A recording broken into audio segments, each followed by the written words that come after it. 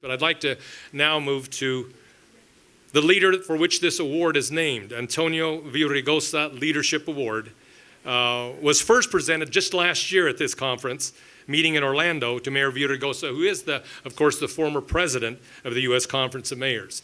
This award is presented to mayors who have exhibited an outstanding commitment to bringing diverse communities together. In short, the Latino Leaders Network really hope to shine the light on mayors that are doing it right in hopes of encouraging all of their colleagues to do the same. We believe Mayor Villaraigosa was the gold standard for really inclusion and leadership, and we're just delighted to have him with us again. And I wanted to just share a story. We're here to honor Mayor Kevin Johnson, of course, and Mayor Pedro Segarra, and well-deserved. And yet today is a very, very important day for Antonio Villaraigosa and all of us. Today marks 1 week before Antonio departs City Hall. And I'll tell you, it reminded me, Mayor, of my experience so many years ago. As January 20th arrived, and at noon, President Clinton would leave the White House for the final time. And having the opportunity to experience that with the President of the United States as our time came to an end. You know, I wondered as I left the White House that final time, how would we be remembered? How would we be remembered by the American people and really the world? And it seemed to me that the best answer is provided by a question, and that is, did you leave this country better than you found it? And I find Republican Democrats alike, they agree. The answer to that is yes. That's right. I also feel that way about Mayor Villaraigosa.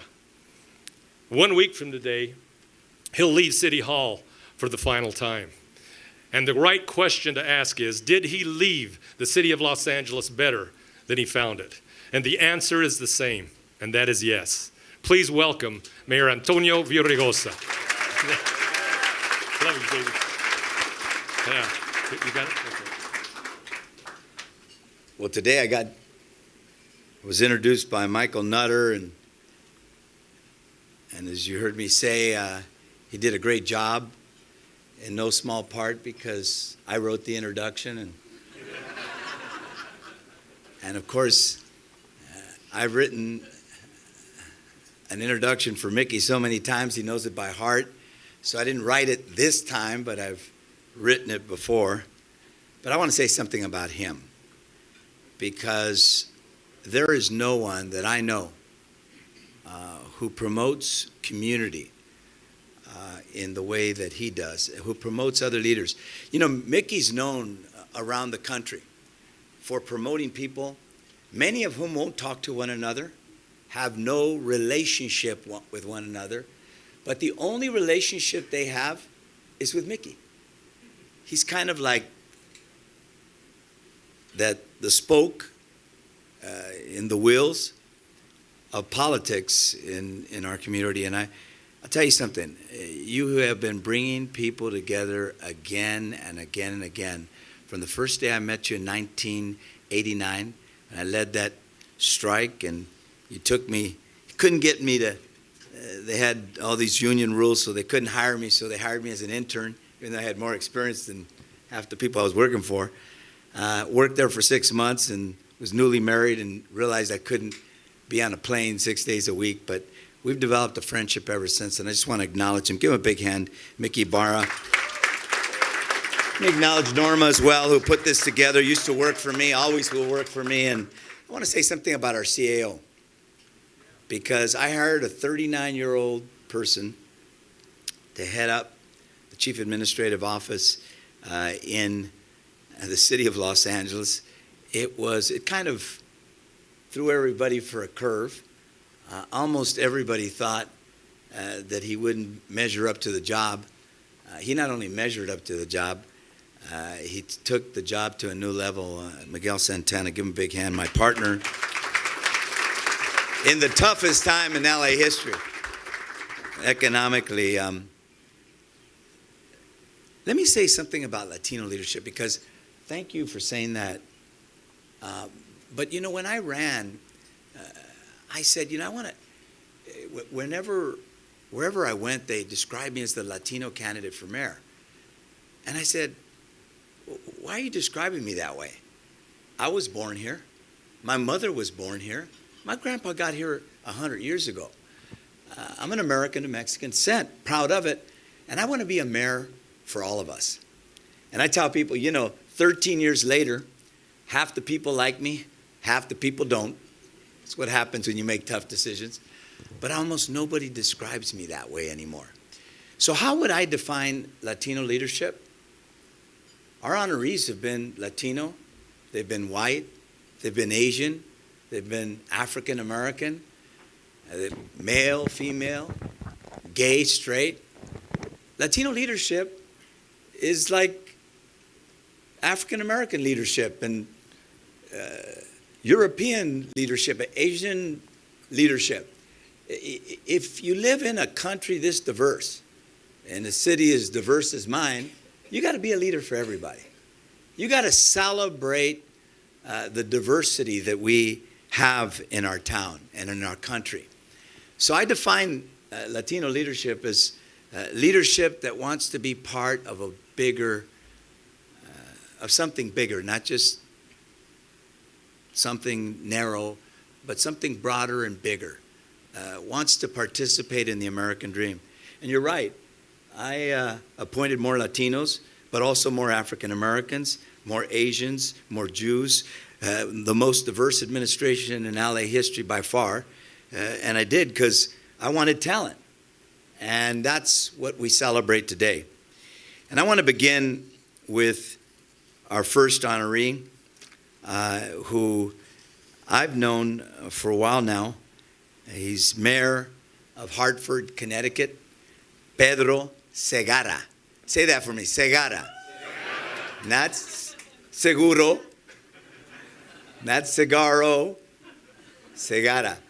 But you could say Segarra too. Segarra is fine because you don't have to roll the R's. It's like Villaraigosa. What happens with people is they try so hard to roll the R's, they end up calling me Villaraigosa and Bella Lugosi and all kinds of crazy names. Pedro is someone who's opened up a door. He's the first openly gay mayor of Hartford. I don't know if there was a Latino mayor before that, but not very many. One, yeah. So you're a pioneer. When you're number two, you're a pioneer. I was number two as well. The first one was 133 years before me. So you're a pioneer. So first openly gay, and let's be honest. I mean, we're still discussing in this country, 60 years after the Civil Rights Act, nobody's openly, or very few people are openly questioning whether we should have a Civil Rights Act or whether we should discriminate against, people, women, people of color, Europeans, anyone. I mean, no one's questioning that. But we're still questioning, whether gays should be full citizens of the United States of America and enjoy the full liberties. When I was on the floor of the legislature, I was said, this is the last frontier of the civil rights movement. This is the one place where people think it's just okay to say no to full citizenship. So being the first openly gay mayor of Hartford is no small thing. And he's a young man who, well, I say young man because I'm a little older than you, brother. A lot older. He lost his father at a young age to gun violence. And he turned the tragedy into a fierce determination to make Hartford a safer place.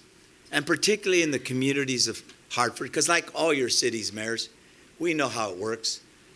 There's a small part of the city where most of the violence happens. Under his leadership, Hartford has enjoyed record-breaking decreases in shootings, and the city is safer than it's been at any time in 25 years.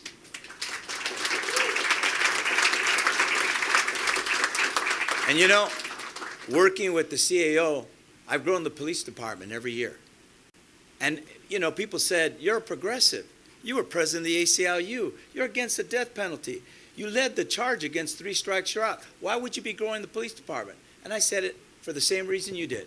I said, because you know what? When I was a kid, my mother wouldn't let me go to the park. I never got to play ball because I didn't have a dad. And the park that were in my neighborhood was gang-filled and very violent. So my mother didn't let me go there. That is Mayor Segarra's past, and that's why he has led this effort to reduce gun violence and make those neighborhoods blossom and be safer. Ladies and gentlemen, please help me in welcoming Mayor Pedro Segarra, our first honoree tonight. Thank you so much. We're going to take a photo right here. Here you go, Mayor. Hey, whose picture is that? Where's our photographer? I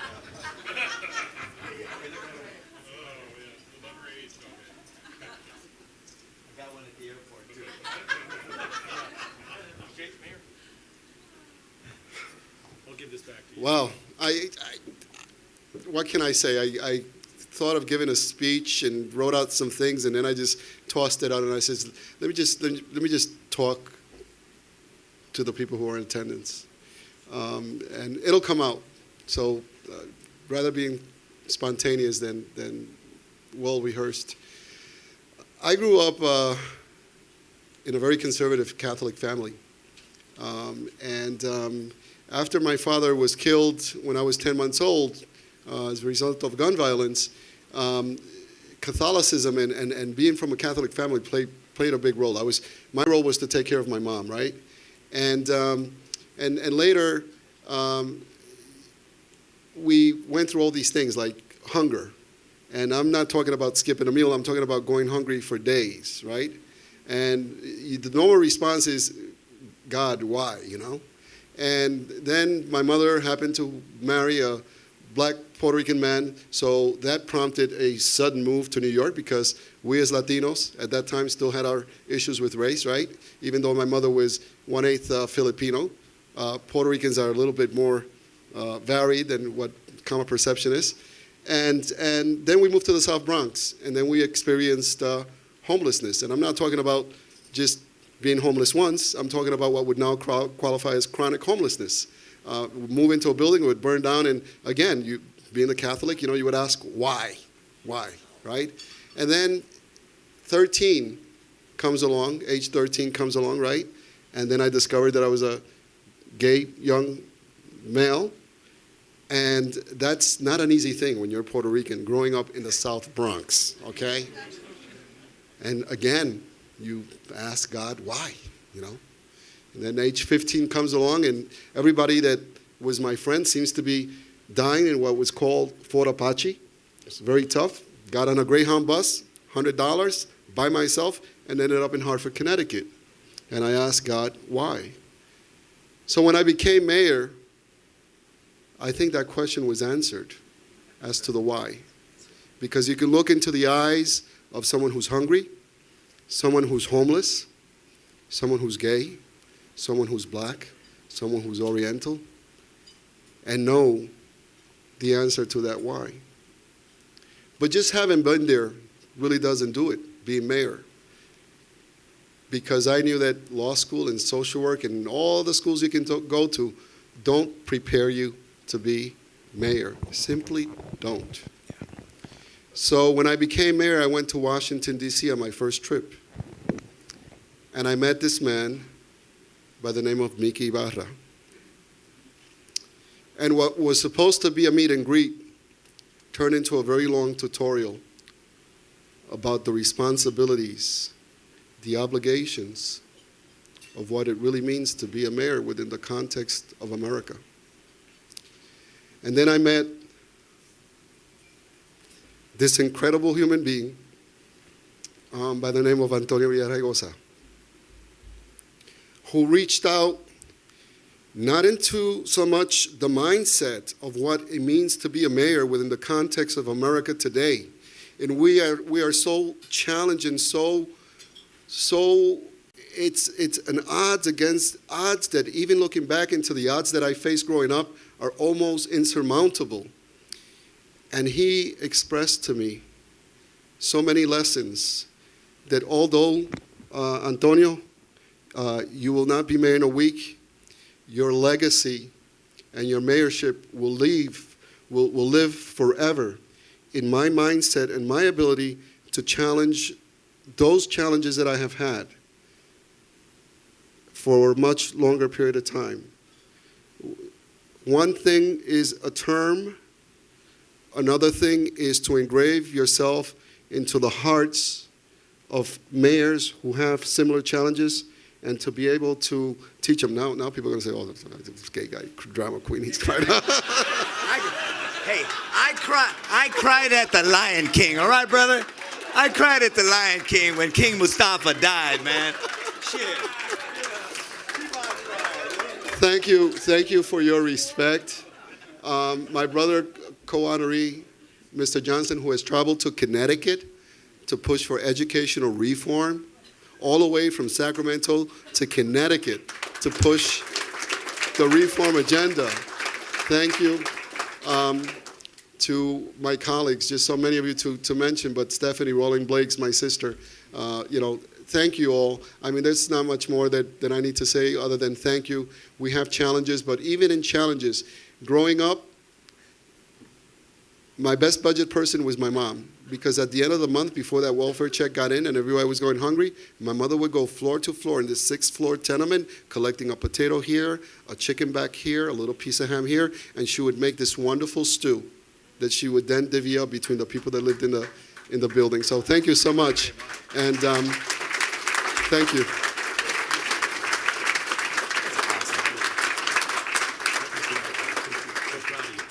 We'll get that to you. Stay right up here. Come over here. The next honoree is no stranger to mayors. He's about to be our first vice president. He's currently our second vice president. But he's also no stranger to basketball fans. My first recollection of him was him burning the Lakers when he was with the Suns for, 25 and 30 points. Hey, I'm not from Phoenix now, all right? I'm from LA. And, I didn't appreciate that. And then when he had that fight with Magic, who everybody loves in LA, I really didn't like him. I said, no, I don't like this dude. And then I watched him run for mayor. And he ran against a city council member that was favored. Most of the Democrats were with her. Almost everybody in the political world had endorsed her. And my staff said, she wants you to endorse her. And I said, well, I like her. But I like him, too. And I'll tell you why I like him. He's the first African-American ever elected in Sacramento, but that's not what excited me about him, frankly. I saw that he was running a charter school.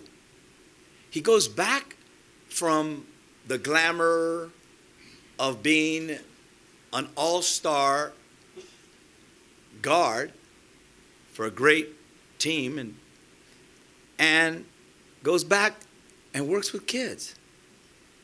Now, when I mentioned that to people, they said to me, well, come on, man, he was running from the very beginning. I said, hold it. I don't buy into that cynicism. Nobody goes and starts a charter school for the purpose of running somewhere down the line. But what did it say about him? It said that he was someone who understood that he had to give back, that understood the power of an education and what it could do. And I'll tell you something. Ever since he got elected, you see a mayor who's absolutely committed to improving our schools, who's challenging the status quo, who's putting kids first. Yes, it was under my presidency that we got all of you to support taking on the issue of seniority and tenure, which is broken.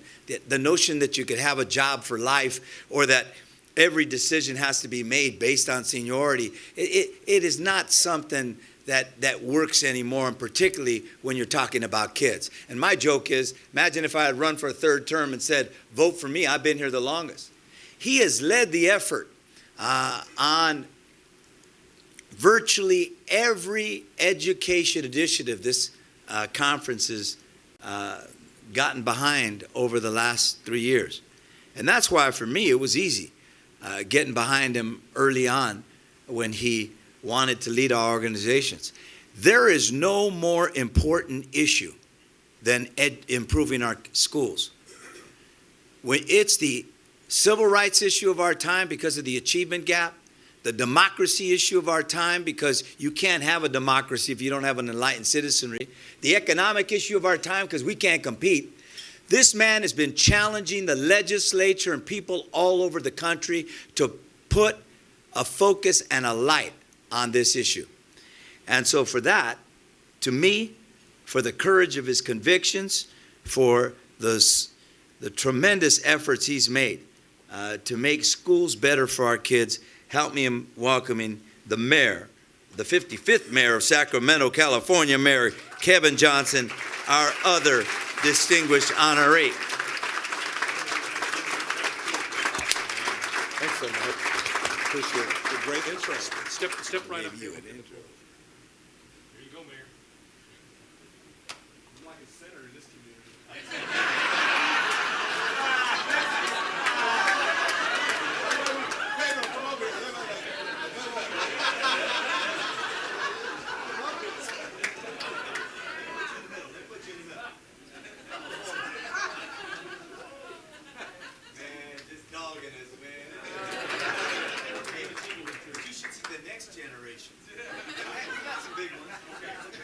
We even have gay and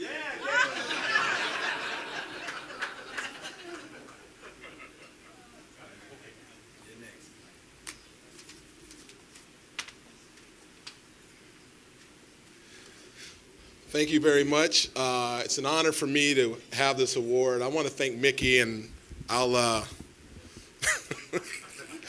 even going to say anything funny. I want to thank Mickey and Tom Cochran and everybody that's a part of a leadership to create environments where mayors can come together. Because at the end of the day, mayors are the folks who get it done, and there's a lot of mayors in the room. So if you wouldn't mind just giving the mayors one round of applause. Most people don't know this, but Mickey grew up in Sacramento, and his father still is a resident in Sacramento. So Mickey is somebody who's been a huge champion of mine since I've been running and growing up, and every time he comes to Sacramento, he stops by and he departs some Latino knowledge on me, which is kind of cool. Let me give you one of them. Every time he comes in, he teaches me a new word. The last one was chocolate. So Mickey, thank you, sir. So thank you very much. And to my companion mayor, I mean, wasn't his story just really compelling? Man, that was awesome. Thank you so much. That was incredible. He threw away his notes. He spoke from his heart. And when you think about Hartford and Connecticut, to have that kind of leadership, when you can look somebody in the eye and say, I was where you were at one point in time, that's the kind of compassion that mayors have, and he certainly represents it. So, Mayor, congratulations to your award as well. Let's give him another round of applause. Before I talk about my partner in crime here, let me just tell you that this award as an African American is truly humbling for me, because I am so committed that African Americans and Latinos and others work together. And when you think about California, Latino population is one of the fastest growing population in the state and the country. And by the end of the year, there's going to be more Latinos in terms of population in California than whites. So what's happening for the Latino community is the writing is on the wall.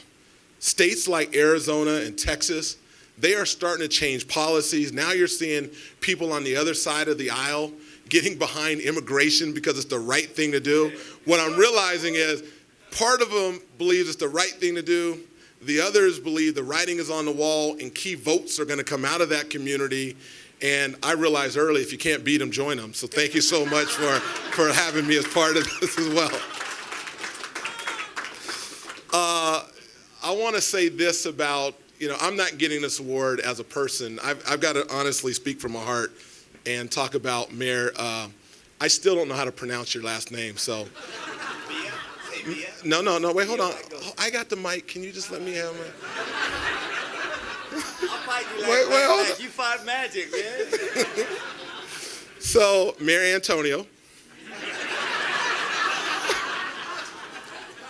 I just want you to know his name used to be Villar. I could pronounce it then you put all those other letters on there and made it complicated. But this man, the moment I decided to run for mayor 5 years ago, he reached out to me. He brought me in under the fold. He gave me advice. He was a mentor. And I got a chance to work with him. The Big 10 mayors are the mayors of the 10 largest cities in California. I got a chance to see him go toe-to-toe with Governor Schwarzenegger. And that's not an easy matchup. And he did not flinch or back down. And he was just always fighting for cities and the little guy. And that was something that got embedded on my heart as a young mayor. Then I saw him fight the next governor. We have Governor Brown, who's a little bit older, so Antonio can go at him a little bit differently. And then we got a chance to sit down with presidents and vice presidents, and every step along the way, he put cities first. He's looking for common sense, practical solutions that put people to work and make a difference in people's lives. So, Mayor, I just want to thank you for your leadership along the way and your mentorship. Can we give him another just round of applause for that, honestly? Two more quick things. One, education is my passion, but I learned a lot of it from Mayor Antonio, Mayor V. And right now, there are mayors because of you. Mayor Tavares in Providence, Mayor Castro in San Antonio, Mayor Hancock in Denver, and myself in Sacramento. 4 mayors, Democrats, Latinos, and African Americans, because of your leadership. We're going around the country, and we are talking about how important it is for us to be out in front of this fight, because it's our children that lived in underserved communities. It's our children that are underrepresented. And because of you, we have the courage to take a stand. If you didn't do it, we wouldn't have the courage. So I want to thank you for your courage and your leadership as well, because that is not an easy topic. Antonio comes from the community oftentimes that we're going against. And all we want is children to have an opportunity to experience the American dream. And it is not an easy fight. So I don't care what you do throughout your career, you're going to be most remembered for his fight for children and educators. So thank you, Mary, for that as well. So I'll close on a personal note. Nobody's influenced me more than Mayor Villaraigosa. I see Doug Palmer here, who also has had a huge influence on me. But I am standing here as the first vice president, I guess tomorrow, because of his leadership and what he's done for me. So I want to close on one fun story, if you're okay with that. All right. Mayor V. So, as I said earlier, when I got elected, he reached out, gave me advice, talked to me, mentorship, all the way along the way. And let me give you one example of where it really came to fold. And this is a good example. So about 2 weeks ago, or 3 weeks ago, I got an invite to speak at an event for Mitt Romney in Park City. You good? Okay, you got that right. So I'm an African American, a Democrat. So I'm thinking, I'm not sure if I'm going to be welcome in Park City. So I looked at the agenda and I saw that Mayor Villaraigosa speaking. I'm like, it's gonna be good. I'm okay. I got my partner in crime there. My brother from another mother. We gonna be there together.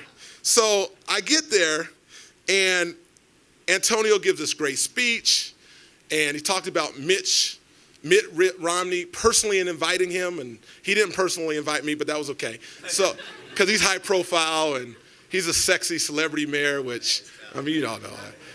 So I get there Mayor Villaraigosa gives an incredible speech, and he's talking about bipartisanship, how important bipartisanship. And this is a room full of Republicans on the very right side at the far right side of the spectrum. And he's talking about bipartisanship, and he's all passionate and excited. And I know he was chairman of the DNC, and I'm thinking, ooh, they probably don't like him. But he was so passionate, they started nodding, and they started, getting in rhythm with what he was saying. I'm thinking, man, this is powerful. This is awesome. And at the end, he says, I need a commitment from everybody in the room that we break bread and we network and we socialize. And it's always going to be about bipartisanship. And they're standing to give him a standing ovation. He says, thank you very much. He walks out the podium and people are high-fiving him. I'm like, this is such a cool mayor. Bipartisanship. He leaves. He left me as the only Democrat in the room.